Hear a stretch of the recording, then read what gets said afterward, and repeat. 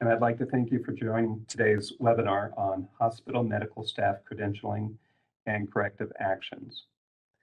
Leading today's presentation will be Christy Kimball, a partner in our Salt Lake City office.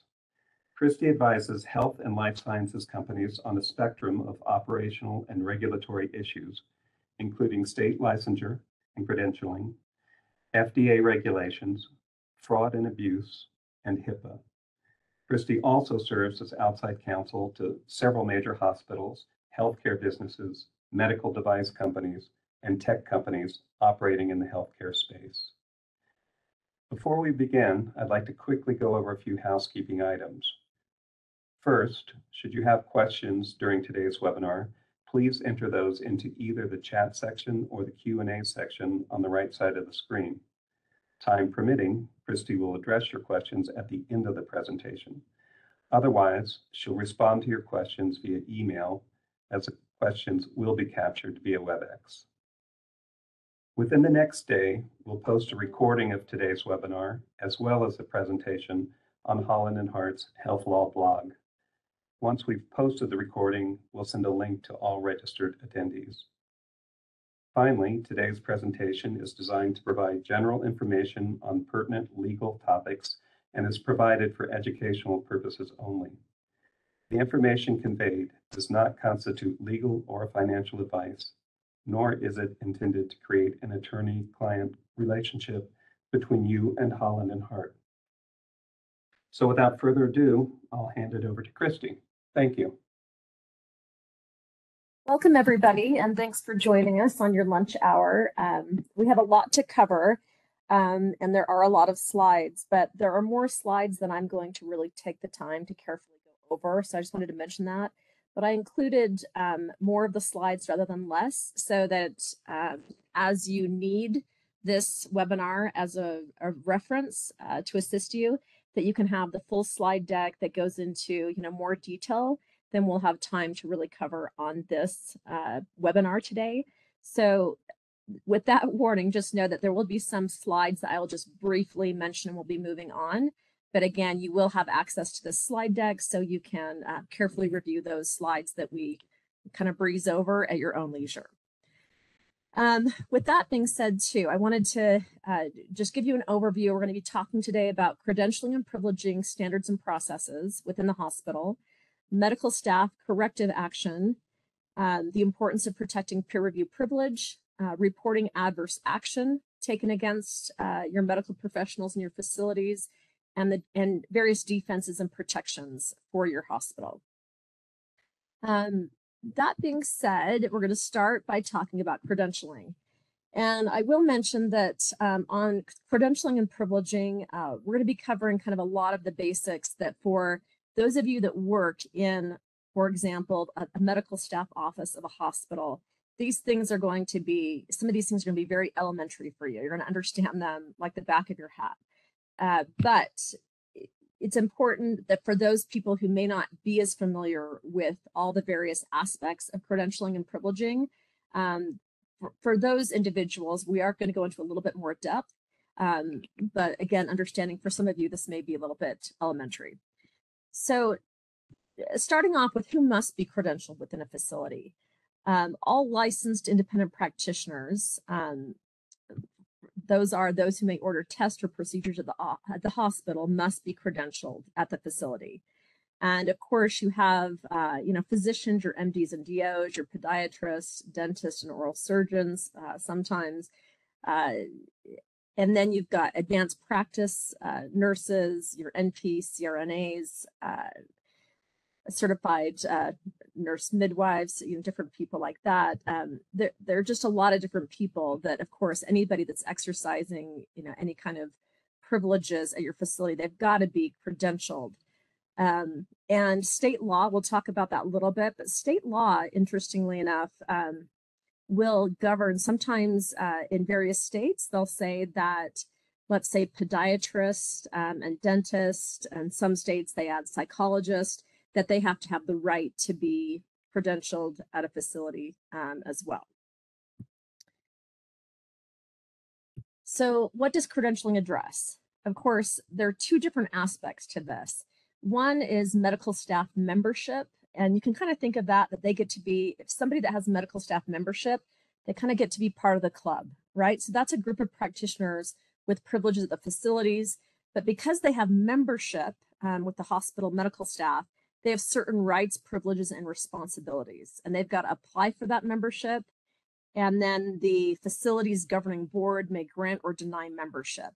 And normally after that goes through the credentials committee or another body that's acting in that capacity if they approve the initial request for privileges. But that's the medical staff membership. The other aspect is those with clinical privileges. That's what a practitioner can do at the hospital. So privileges equals the privilege to perform specified services or procedures at a facility. Individuals must apply for privileges, and again, the facility's governing board ultimately may grant or deny those requested privileges. And within a facility, there are some individuals that may have medical staff membership and privileges. Normally, of course, that's going to be physicians. And then there are those sometimes who don't have membership, but they will be granted privileges. So why do we credential? Of course, this goes without saying, but, proper credentialing is really, preventive medicine. It promotes quality healthcare, avoids problem practitioners, ones that may be incompetent, disruptive, or poor fit for the organization. It helps facilitate a professional workspace and workplace, and increasingly important for reimbursement and healthcare reform. And it prevents liability to patients, practitioners, employees, and the government. So this visual is just showing you, like, when there's proper credentialing, that's going to ensure a good quality of care for patients and a quality workplace for the staff members that work within your facility. If we don't do proper credentialing, there are liabilities for all those involved, right? So if we look to the left, if we're not doing proper credentialing, the liabilities to the practitioner would be, due process violations, breach of contract, emotional distress, discrimination, defamation, antitrust issues. For the patient, if we're not doing proper credentialing, the liabilities to them is, malpractice, poor medicine being practiced, and that can lead obviously to serious complications and death to patients. And negligent credentialing is something I wanted to mention. Negligent credentialing is a separate claim that can be brought against a hospital if they failed to properly credential a provider that's exercising privileges, right? And that leads to harm to patients. That claim is not allowed in certain states like Utah via a statute that was passed several years ago. That is not a claim that you can bring in Utah, but it is a claim you can bring in many states. And that includes, for example, Idaho, Alaska. A lot of states do allow a separate negligent credentialing claim to be brought against a hospital. And then, of course, if we don't do proper credentialing, there's liability to the government. That can be, issues around state licensures under Medicare, the requirements of participation that Medicare has, and accreditation.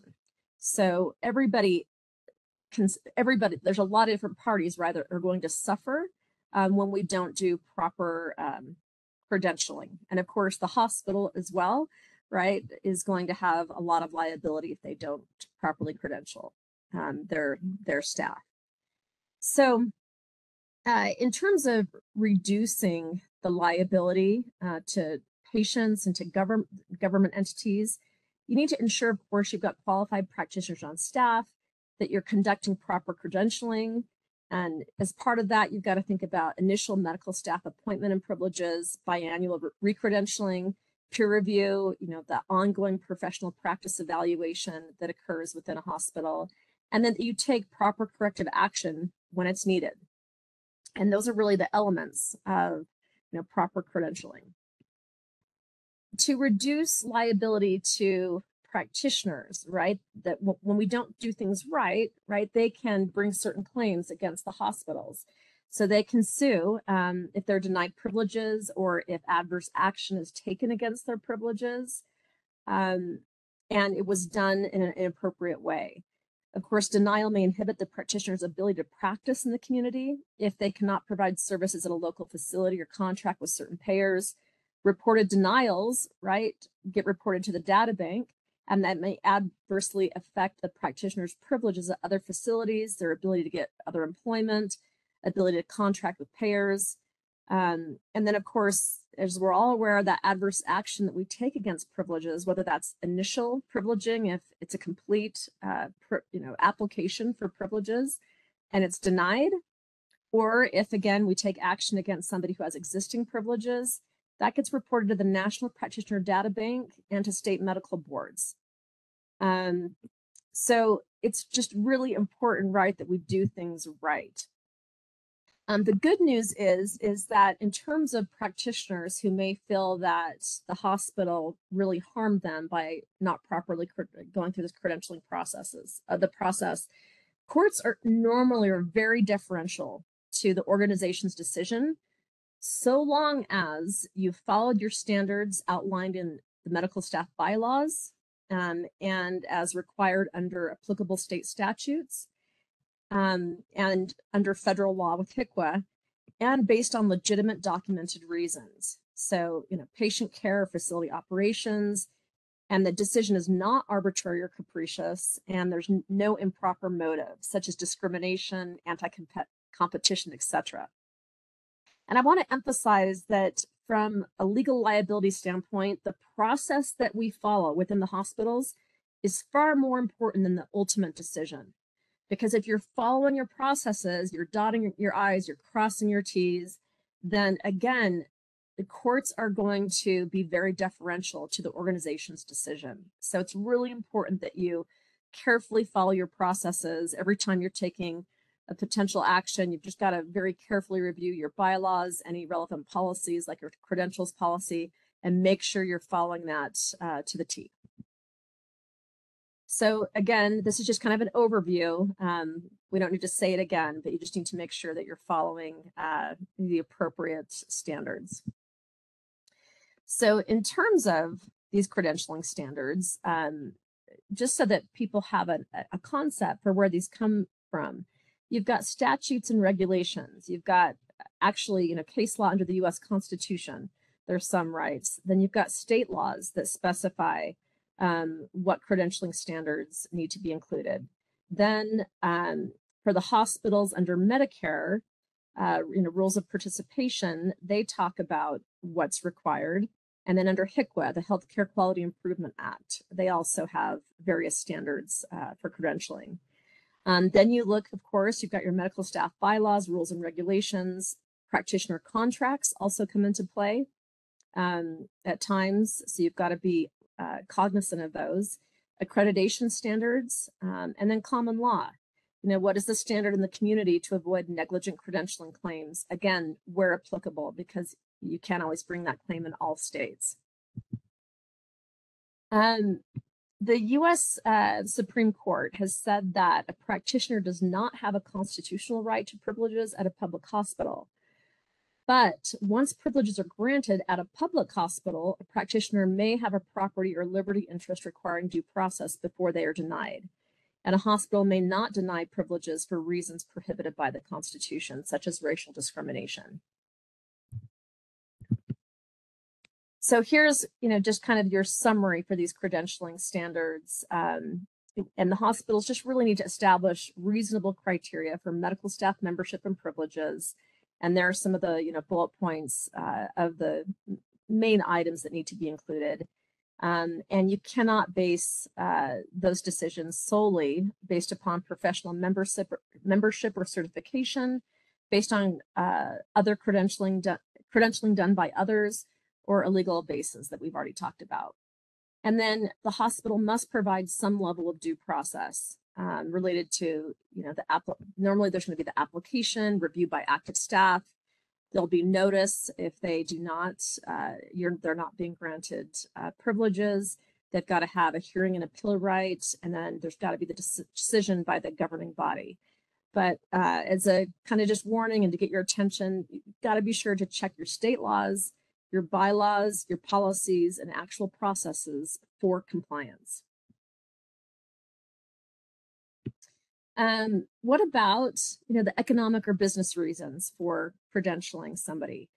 Of course, you have exclusive contracts within the hospital. Let's say hospitalist group, emergency department physicians, where you're contracting with certain provider groups and they exclusively provide those services within your hospital. That's acceptable. Most courts have upheld that if it's legitimate and consistent with the bylaws, that's okay.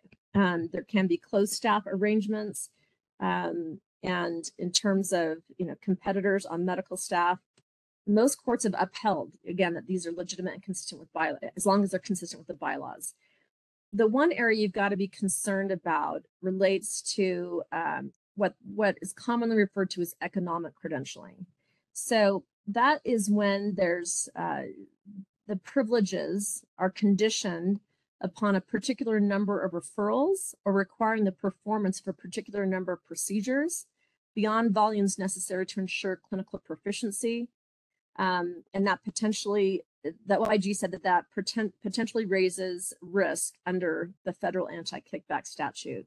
So regardless of whether or not, most hospitals wouldn't be explicit about making those requirements, but sometimes there are implicit expectations, and that is not going to be acceptable. And again, that does raise anti-kickback statute concerns. So be very wary about that.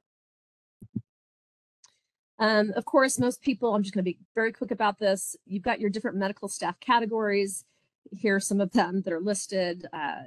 But for each, you've got to identify the required qualifications, the privileges or rights that they have, their responsibilities, and their an ability to modify, those various, rights and responsibilities of those categories.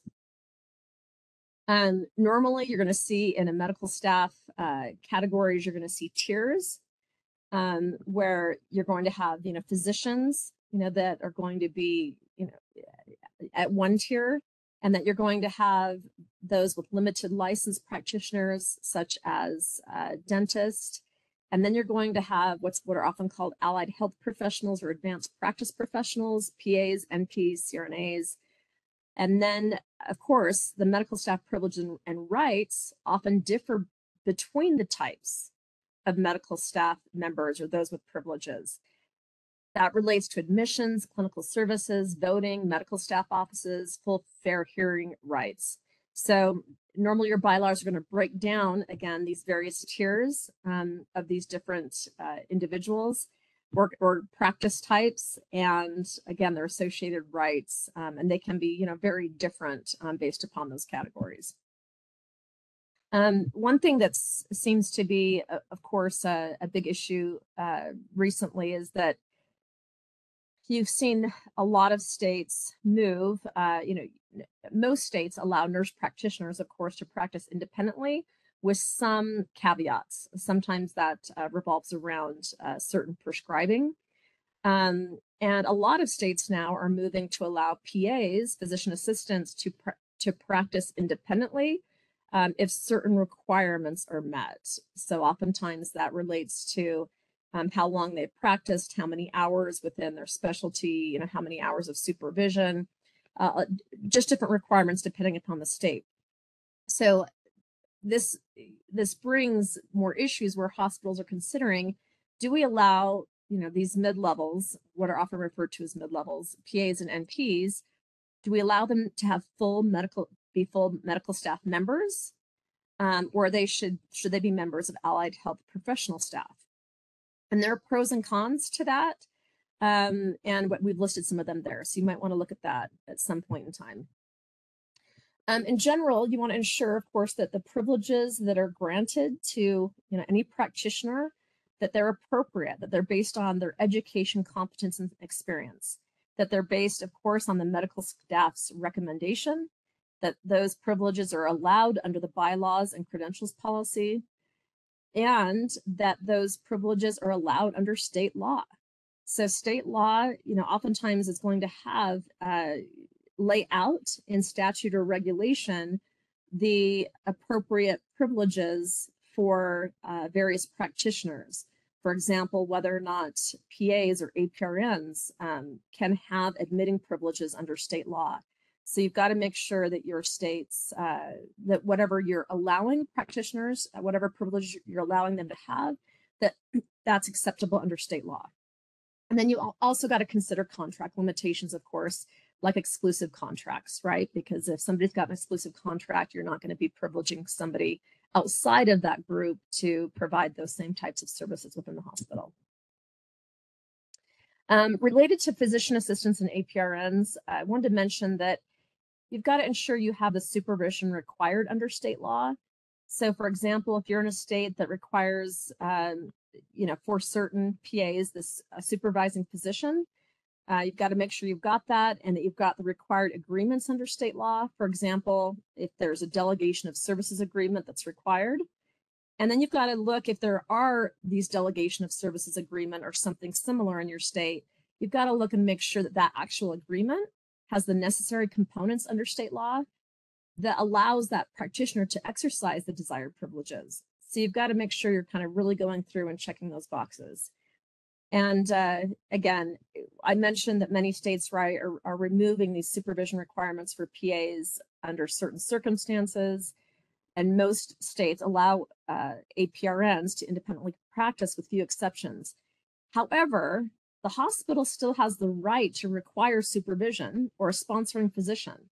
So even if the state says, hey, these individuals can practice independently, that doesn't mean the hospital can't have a policy that says that for purposes at your facility, that they still have to have some level of supervision or have a sponsoring physician. So just wanted to make that clear because that has been a question that's come up.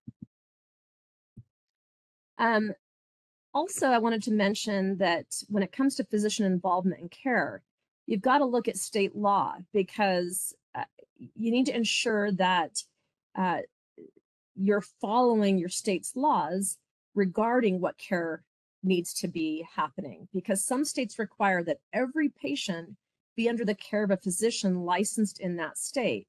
And I'm giving you citations to, Utah Administrative Code, Idaho law, but also the conditions of participation with Medicare. They also discuss, every patient being under the care of a physician.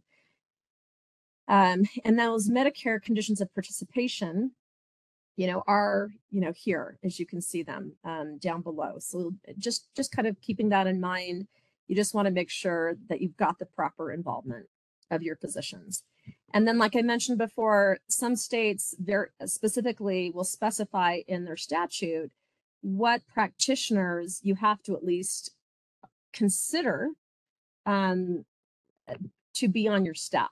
For example, in Utah, we've got podiatrist, dentist, and psychologist. In Idaho, I believe it's podiatrist and dentist. But states have different laws about this, and so you've got to make sure that you're allowing at least those practitioners that are allowed under state law to apply to have membership and privileges with your medical staff. You've got to make sure that your bylaws and credentials policy allow for that and comply. And I will say that when we work with our large hospital clients, our small hospital clients that ask us to review or help them draft bylaws and credentials policies, even if they're coming from an overall template that's been created nationally for a big hospital system, we have to go in and look at all the different state law nuances and revise those to ensure that they are complying with state law. So the credentialing process.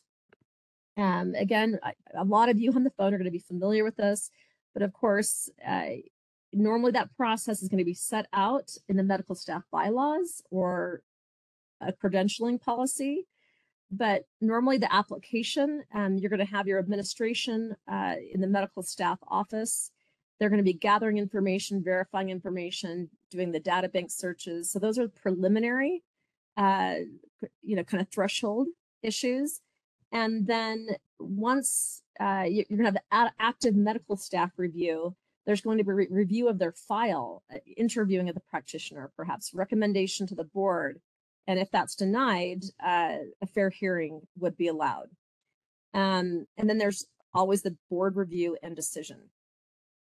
And again, the process is, may vary for physicians versus other practitioners. Oftentimes you'll see a two-step process when it comes to the credentialing process, where there's this basic screening that we talked about, the education licensure, pulling data, querying the data, National Practitioner Data Bank. And that stuff's going to be reviewed just by the medical staff office to make sure that the application is complete. And if it isn't complete, or if there are threshold criteria that isn't met, that they're going back and saying, hey, look, this is not a complete file, or these threshold criteria have not been met, you'll have to apply for a waiver. But once it's complete, then again, it goes to, usually it can be the medical staff. Oftentimes it's a separate, credentials committee, where they're reviewing that applicant for their competency and their capabilities. But you only get to that point once those threshold, basic qualifications have been satisfied. And just a note, you really want to make sure you put the burden on the applicant. You don't want to be having to, chase down information. Note too that you want to make sure that confirm that misrepresentations in the application are a basis for automatic denial. And normally that's going to be set out in your bylaws or your credentials policy, but you want to have that therein so that if there is a misrepresentation, even if it's not found out later, it can be a basis for automatic termination if they've already been granted privileges. If that hasn't happened yet, it can result in automatic denial. And then note that some states also have, you have to look to state law for some of these kind of odd nuances that you would never think about. That I believe it's in Idaho, for example, they have a limit for the number of days a hospital has to process a complete application. So some of those things are just very unique state by state. So you've got to just make sure that you know what your state laws are regarding this process and that you follow those state laws as well. I'm not going to go through the slide because it goes without saying, and we've touched upon it. But of course, in the credentialing process, you've got to be aware of red flags, references that indicate problems, discrepancy in information submitted, privileges requested vary from usual request, unexplained gaps in time can be a very big red flag. So you've got to look through some of these things and really think about what red flags exist. If you're with a big national system, they normally are identifying these, what we call, red flags beforehand, and then, notifying the medical staff offices of those red flags. And then, there may be ways around those, but if you're at a smaller facility and you don't have those kind of resources, you just really need to be very careful of some of these things and really dig in, because, we've seen plenty of situations where, especially let's say for temporary privileges, or somebody that you're giving emergency privileges because somebody's needed very quickly. Sometimes we race through that credentialing process and there might be some red flags, or what we call yellow flags, that get just kind of overlooked because we're moving quickly. We need a provider, let's say in a rural location, to cover for somebody for a time being. And then after the fact, when there's been a problem, then we realize that there were some items that were just kind of overlooked, or weren't thoroughly vetted. And of course, if there's a bad outcome for a patient and you're in a state that allows a negligent credentialing claim, that really exposes the hospital not only to, of course, the medical malpractice side. You're going to be sued as part of any mal suit against the physician, but you also could be liable separately for a negligent credentialing claim. And in some cases, there have been case law where the physician that was being sued, there's a very small judgment that's given, but the hospital on the negligent credentialing claim has been in the several million dollars, because it was clear that they hadn't followed their processes and allowed someone to get through that really shouldn't have gotten through.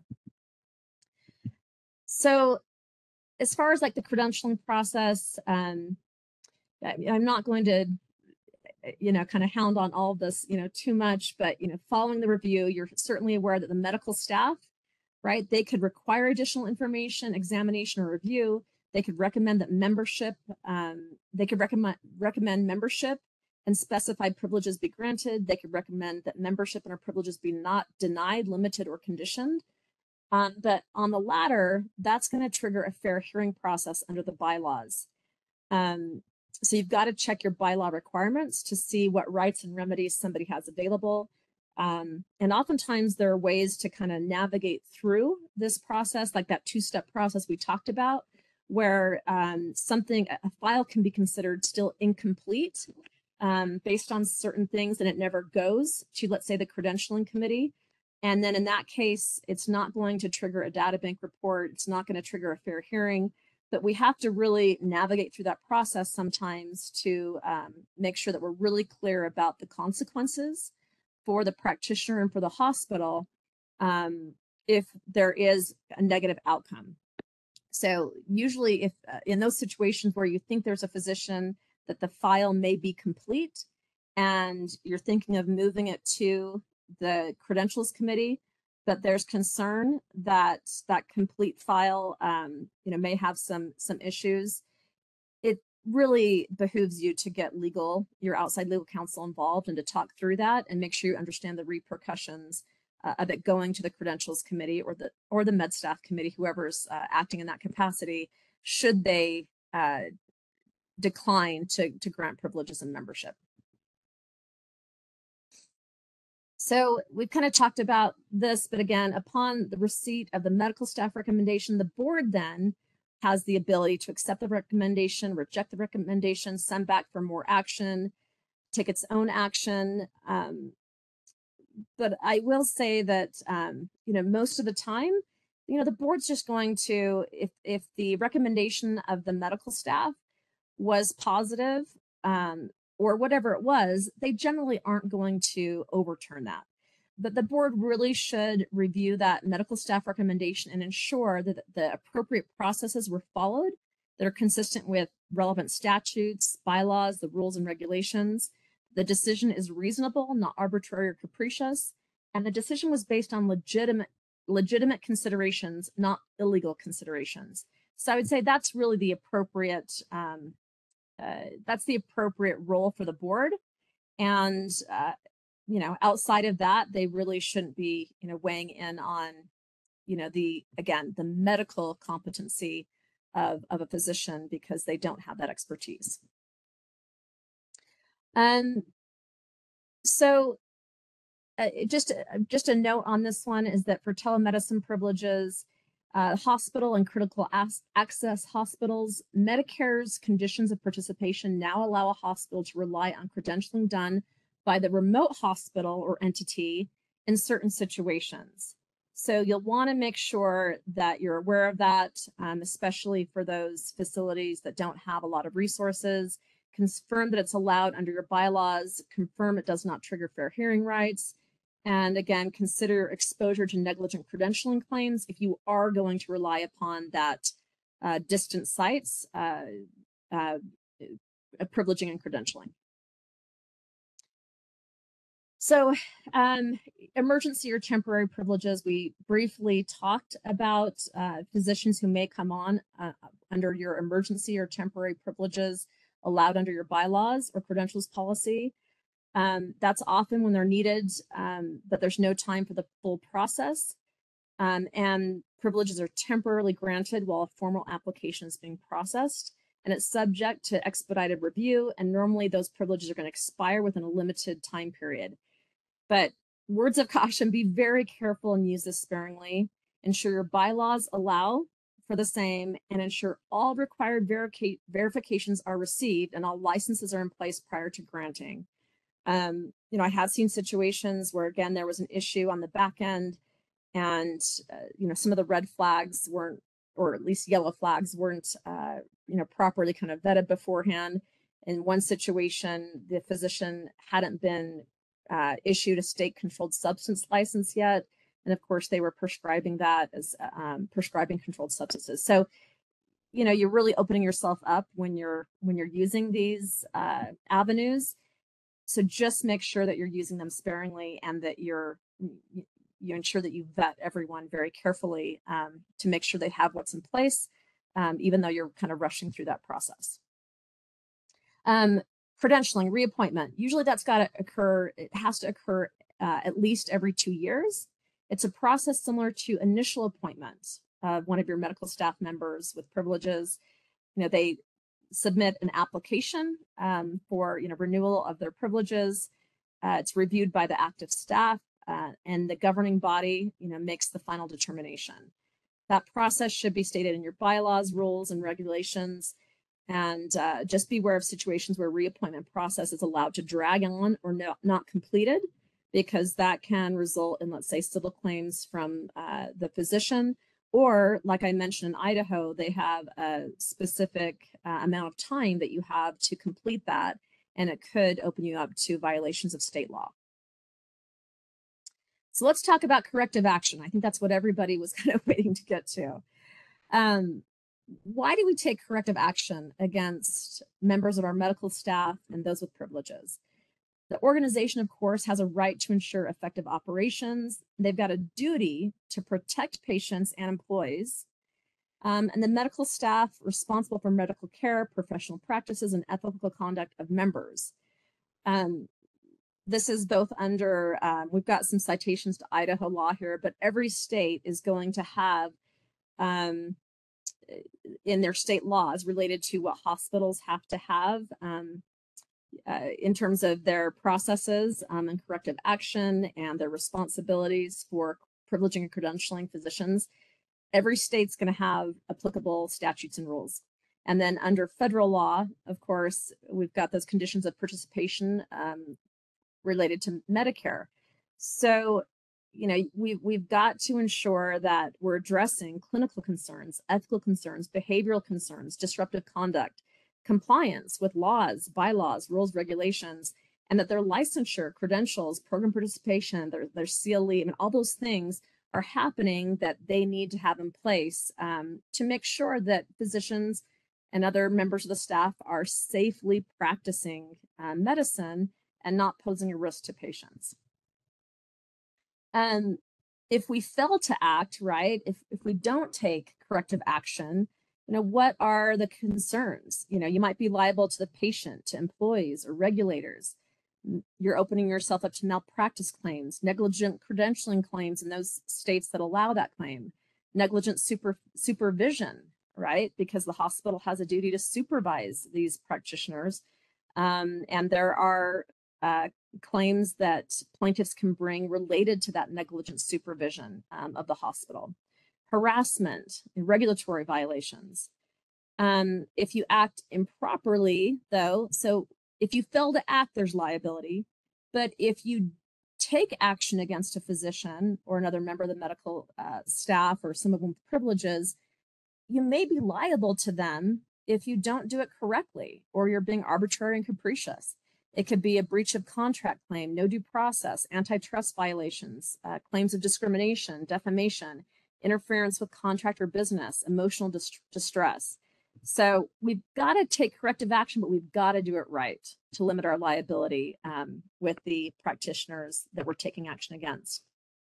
Again, the good news is that courts usually are not going to second guess an organization's corrective action so long as that decision is based upon appropriate factors. Was there a valid patient care or business reason, not discrimination, retaliation, or unfair competition? The decision, that action was taken was not arbitrary and capricious. The practitioner was given some kind of due process required under the bylaws, sometimes by contract, or that are required under federal and state laws. And again, remember, the most important thing, we always drive this home, the most important thing is going to be the process. That's so much more important than the result, because I've seen medical staffs in hospitals where the same behavior or the same issues could be at two different hospitals, and the medical staff could arrive at very different decisions about what adverse action they felt was appropriate. or what action was appropriate to take against that physician. In one case, you might see the medical staff recommending just collegial action. So they meet with the physician, talk about the concerns, document that in a letter, and put it in their file.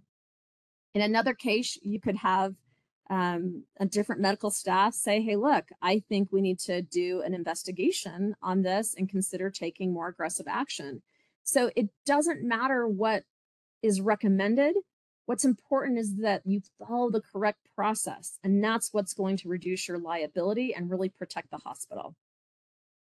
Again, make sure that any action you take against a physician is consistent with the practitioner's contract, if any, your bylaws, policies, and procedures, any relevant statutes and regulations, constitutional due process if the hospital is a public entity, and is consistent with, again, HCWA, if action involves physicians, because HCWA applies to physicians, not the rest of your medical staff.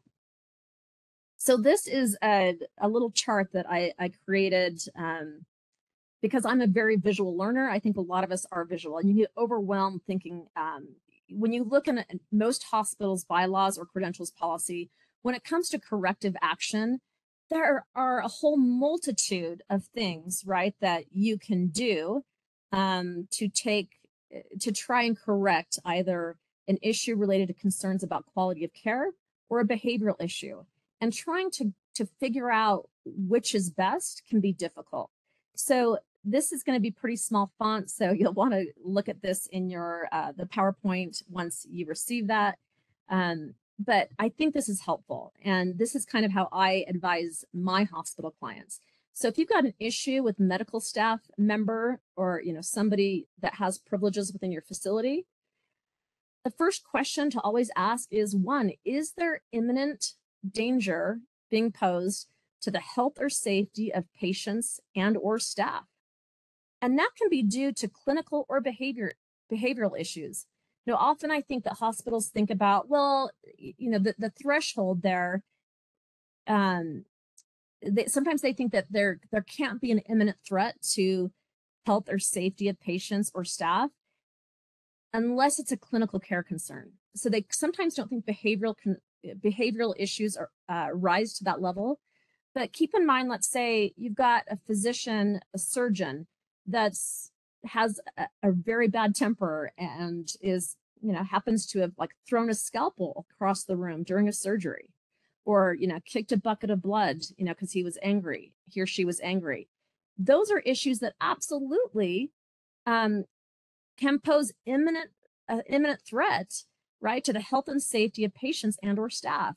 And does that warrant a summary suspension? In my mind, absolutely. So again, keep in mind it can be clinical competency concerns or behavioral issues.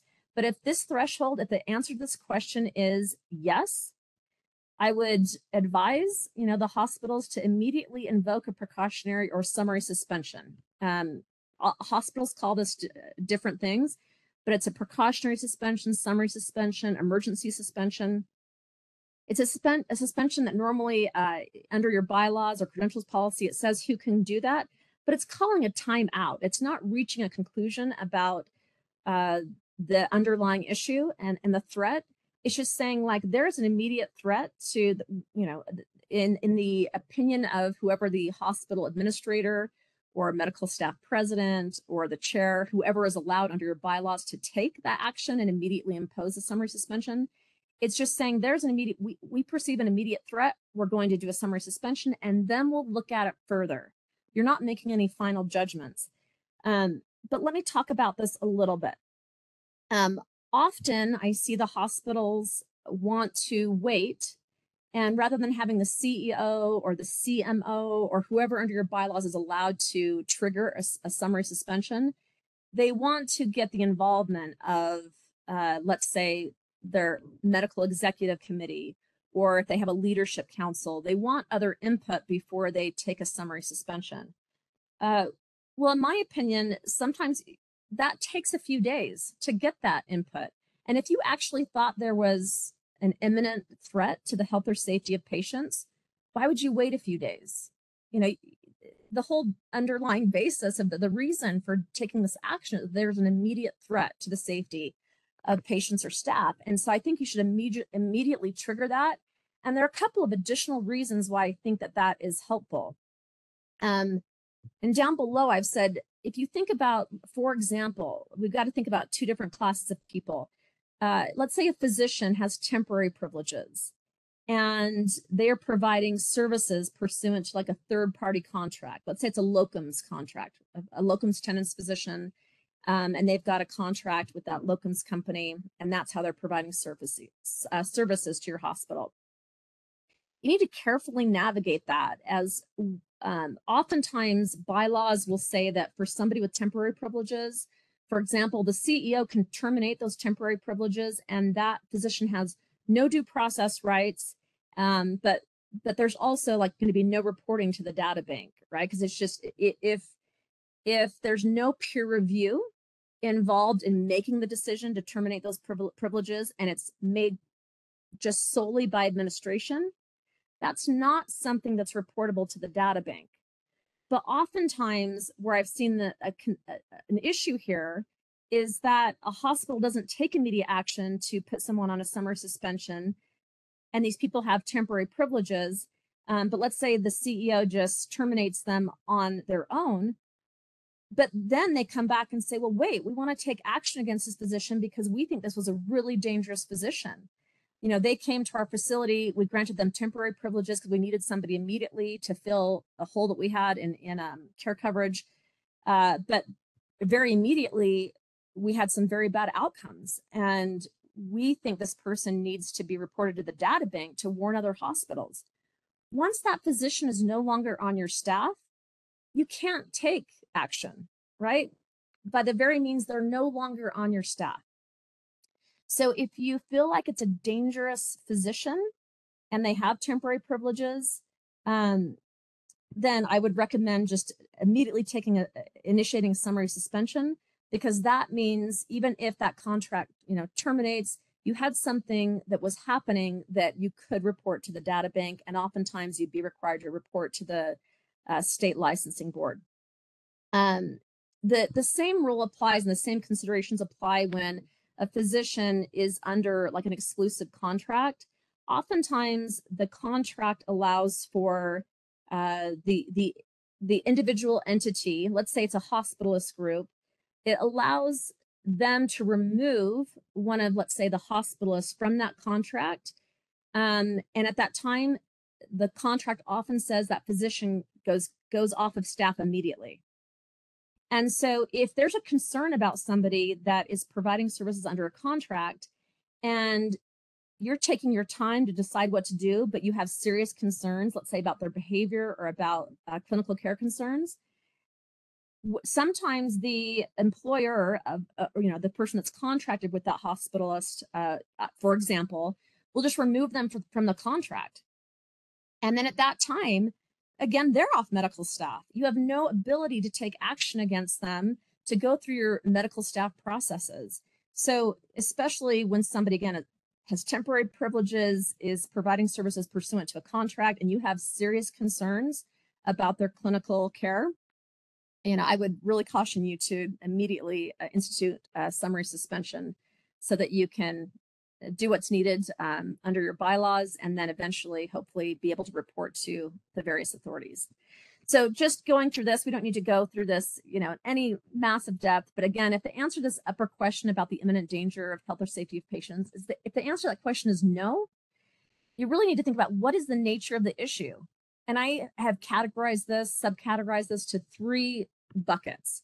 The first is, are these issues that can trigger automatic relinquishment under your bylaws or credentials policy? So sometimes, somebody's, they're failing to, let's say, timely complete their medical staff records, or they, you find out that at another facility that they had an investigation or that they had their privileges suspended, they didn't report it to you. There are things in your bylaws, normally they're going to spell out reasons that you can automatically or consider somebody to automatically relinquish their privileges. So you can look at that and could this be, can you handle it under that aspect of your bylaws? Is it a behavioral issue would be the second bucket, or is it a clinical issue? Based upon that, then you're going to really be looking at how serious is the issue. Is this a new issue? Is it a repeated problem that we previously tried to address? And hopefully you've documented that. But is there concern about physical or mental health, concern about substance abuse? Asking some of those questions I've laid out kind of helps you figure out which, where to go next. Because sometimes when I'm talking to a hospital and they're saying, gosh, we've got a physician and we're all of a sudden really concerned about some of their behavior. It's really erratic and but also like impacting care and their, communication with staff. And it's like, well, has this behavior, is this new? And if they say, yeah, it's like, well, do we think they have an underlying health issue that's occurred? Do we think there's some substance abuse going on? That can help direct us of where we're going. If it's something where you've repeatedly tried to address it through collegial efforts and nothing has worked, that's going to inform your next decision. Because if they clearly, you've tried everything you can try collegially and it's not working, it's time to take more aggressive steps. So then you really look at how do we best address this after you've kind of gone down this decision tree. And that can be either a medical staff policy, like a professionalism policy, practitioner health policy, peer review policy, or are you going to address it through the medical staff processes, collegial intervention, informal fact-finding, mandatory meetings, leave of absence, clinical competency evaluation, fitness for practice evaluation, FPPE, automatic relinquishment of membership and clinical privileges, a formal investigation. So hopefully, I know there's a lot on this page, but I hope that this is something maybe you'll print out and that will help you as you're making these decisions with medical staff members that are having issues. I'm just going to kind of quickly, we've only got about 8 minutes left, so I'm going to kind of go through some of these. I want to talk about investigations. So if you decide that a physician or a medical staff member, again, or somebody with privileges, that it warrants a formal investigation, of course, you've got to follow your bylaws or your credentials policy or whatever relevant policy you've got that says how you instigate that formal investigation. Normally, it's going to specify, who can do it, what process has to happen. So make sure that you're following that. But I want to note, point out for you that for purposes of National Practitioner Data Bank reporting, they interpret the term investigation very broadly. And the hospital's definition of what an investigation is not determinative. So keep that in mind because we're going to talk about reporting here quickly. And I want you to kind of note that. But consider notifying the practitioner of the investigation, avoid identifying complainants, warn against retaliation or improper contact, remind the practitioner of their obligation to cooperate. And if complaint involves a serious allegation or a difficult practitioner, consider involving an attorney to ensure compliance with applicable standards. So, sometimes, you just want to make sure, sometimes attorneys really can help as you move through that process. And sometimes advocating for that physician to obtain an attorney can assist with helping the practitioner really understand the seriousness of what's happening. A couple things to think about: make sure that you're using fair and balanced professionals. Use peers where it's appropriate. Avoid using competitors or anyone with a conflict of interest. So think about that when you're putting together this investigative body. Your bylaws are normally going to say whether or not the investigation is to be done by, let's say, your medical executive committee or an ad hoc committee. But regardless of who it is that's supposed to be performing that investigation, make sure that you, for example, appoint people that are going to be appropriate and that you ask individuals who, let's say, are competitors or people with a conflict of interest to recuse themselves from participation in those in that relevant investigation.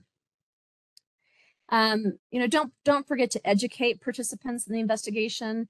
talking about what is the scope of the investigation, the relative standards that apply, the procedures there to follow, standards for judicial review, remind them that they have immunity from suit by that practitioner that's being investigated if they act in good faith. And that comes federally from HCWA. And then under state law, you also have immunities.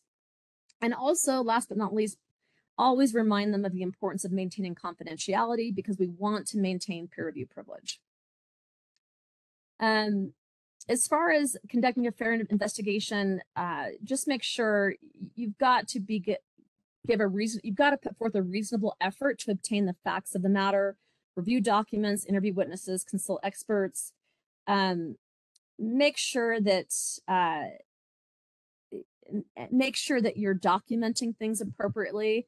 And normally in the end, we really want you to, if at all possible, have that committee, that investigative committee, put together a written report that they provide to the medical executive committee or whatever entity they're to report to, because that will help ensure a well-reasoned conclusion. It will support HCWA immunity and state immunity, and it will support the decision, help support the decision upon judicial review. And assume that report will be discoverable to the physician in the proceeding, to the board of medicine, to a court and trial, and beware of improper considerations or motives, and consider having legal counsel review it before finalized, because your legal counsel is going to be thinking about all those implications.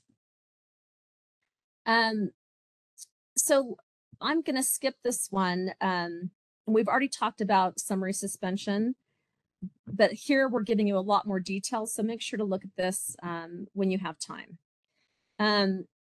If a physician under your bylaws is entitled to a fair hearing, we've got some advice for you, of course, about that fair hearing process.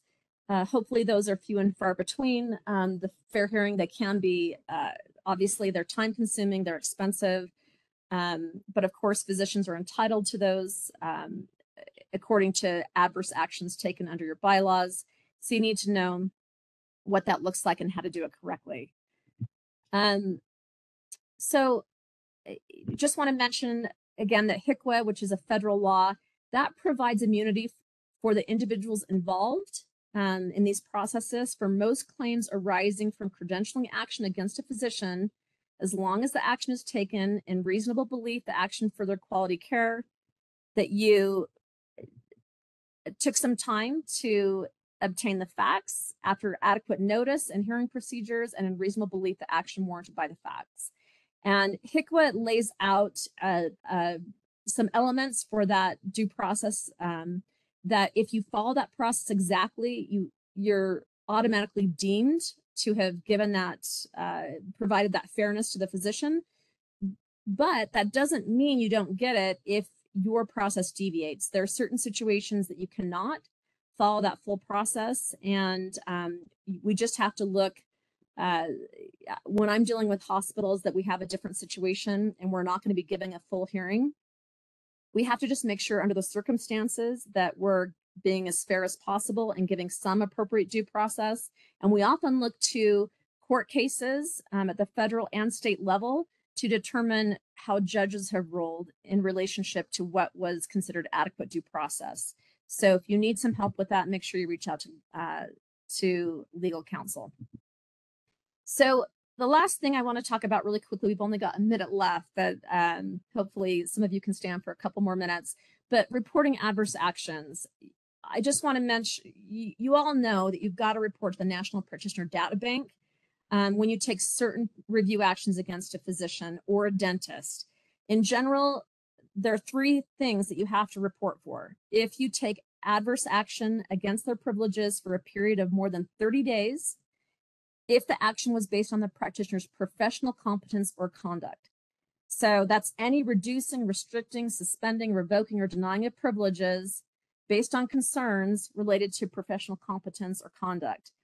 Don't forget about proctoring. You know, if as a result of a professional review action, you have a physician that has to have a proctor with them for them to exercise their clinical privileges, and that lasts longer than 30 days, that has to be reported to the data bank.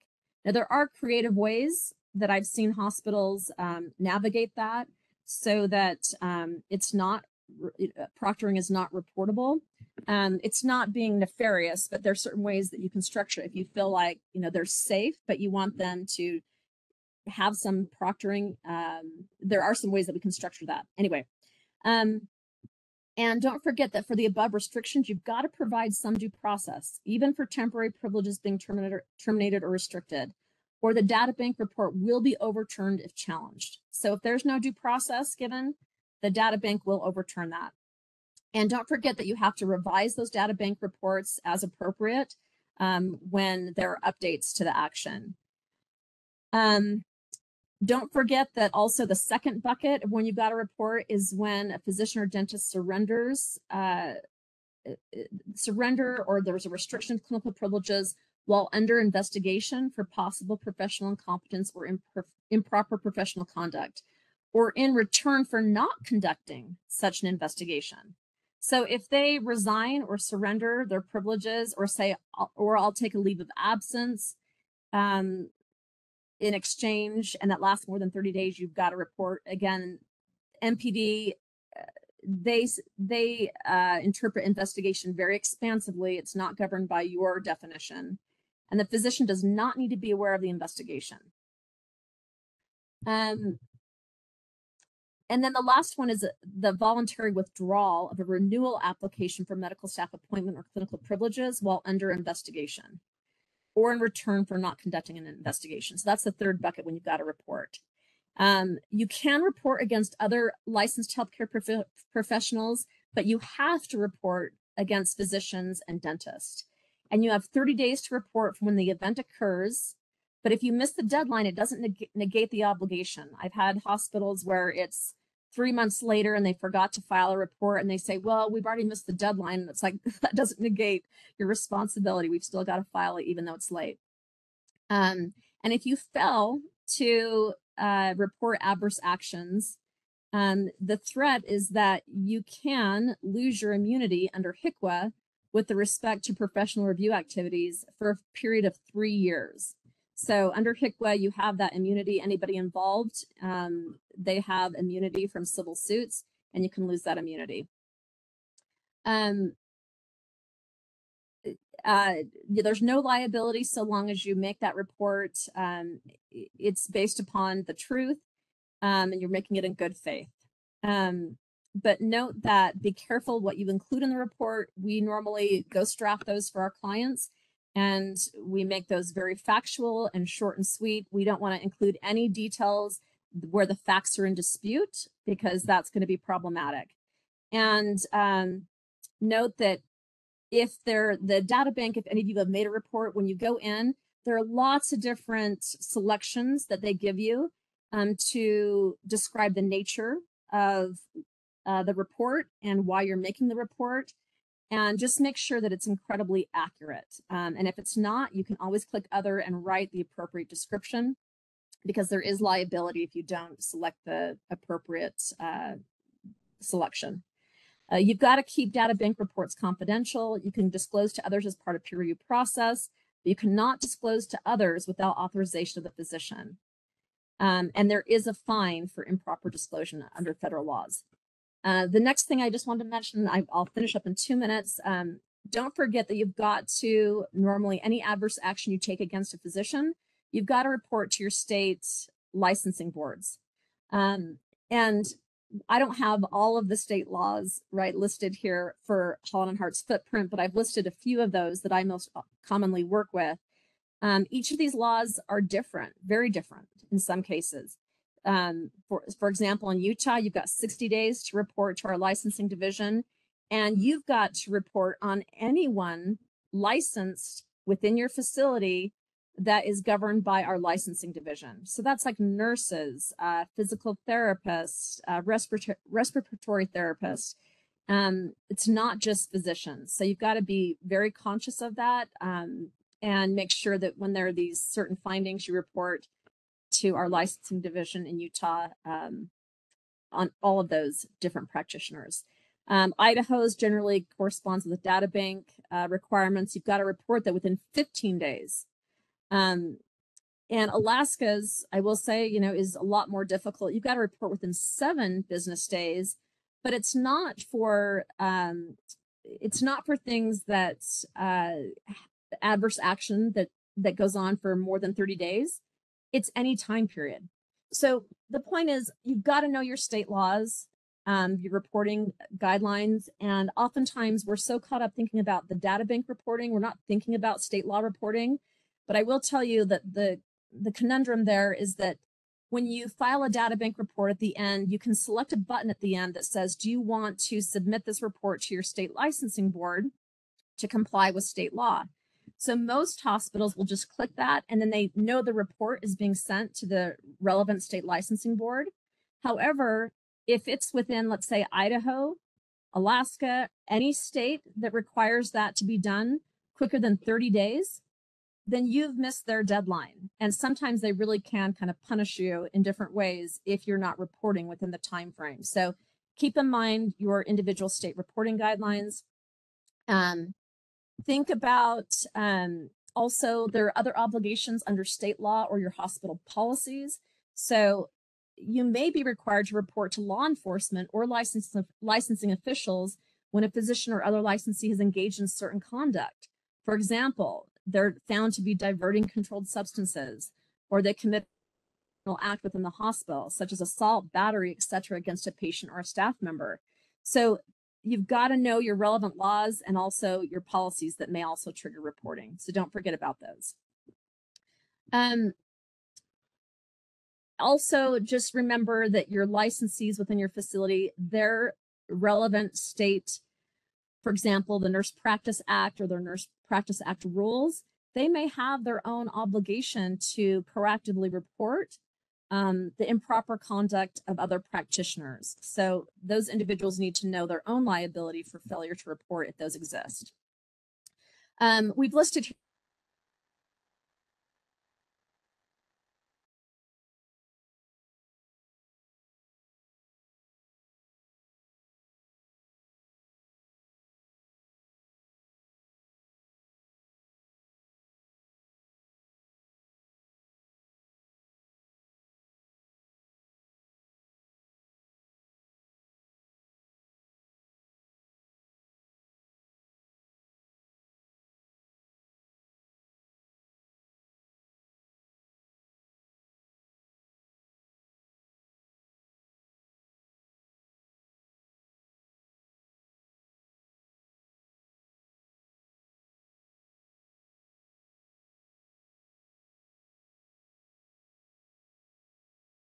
that in every state you've got your peer review immunity, you've got these statutes. So, but you need to be very familiar with your state peer review immunities, and you've got to maintain the confidentiality of peer review information, documents, and proceedings at all costs, because you may waive the privilege by intentional or perhaps inadvertent disclosures.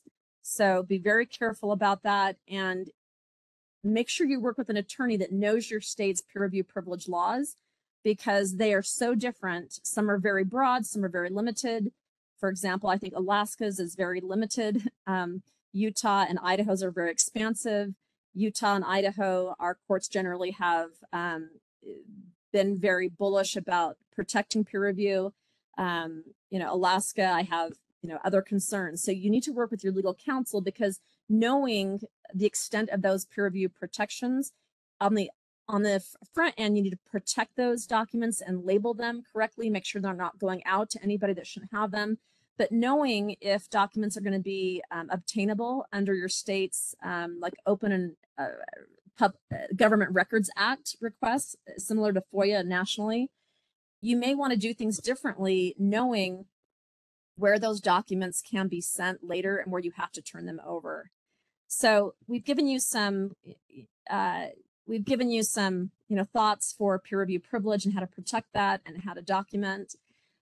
Sorry for going over. Just wanted to mention that Holland and Hart, we do have client alerts that go out on various changes in laws within our footprint, geographically and federally, when there are things that are happening. So if you are not subscribed to get our client alerts, you can email myself and I'm happy to get you on that list.